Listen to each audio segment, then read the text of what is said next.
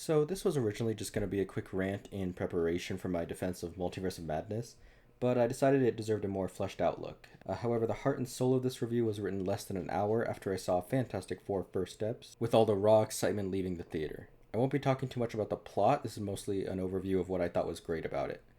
So, Fantastic Four, too long title, reminded me of why I love superhero movies. It was fun, full of hope, and reminded me that things can be okay sometimes. I think a lot of people are feeling this way about Superman, but to be honest, I loved Fantastic Four more.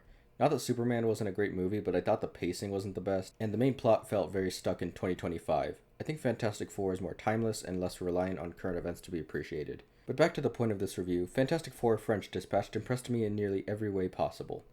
So I'm a big fan of the early 2000s Tim Story Fantastic Four films. I grew up with those cheesy movies, and I honestly did not think that the original cast could be topped. I loved the thing's gruff tone while still being really fun. Ioan Gruffudd just is Mr. Fantastic to me. Chris Evans plays a great hothead, and as much as she's wasted in the films, filmmakers knew what they were doing casting Jessica Alba. Suffice it to say, when I first saw the trailers for this new Fantastic Four, I was very skeptical about the cast. I didn't care if it was comic accurate, I wanted my thing to sound gruff and like a chain smoker.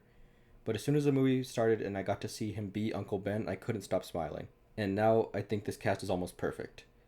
Now, I don't know much about the individual characters in the comics, but I really liked that Sue and Johnny weren't just the woman and the rebel in this film.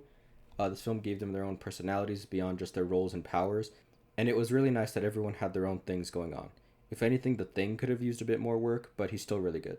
I also think the film did a great job of being diverse and multicultural without straying super far from the source material or being pandering. This movie has a little something for everyone. Conservatives will get a white blonde woman protecting her baby, and liberals get minorities, just stuck in the background so no one gets scared. Now, most people who know me know that I am a pessimist. I generally don't think humans have done much good for the planet and that we are deep down selfish, greedy, and murderers. But this film reminded me of something so basic that I had forgotten it. It reminded me that we are all animals deep down.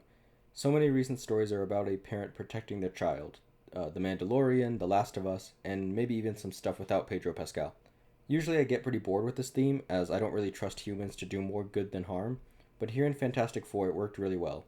It reminded me that first and foremost we are all animals with a basic goal to survive and reproduce. These are the most basic instincts ingrained in us all, but I found something beautiful in the simplicity of that while watching this film.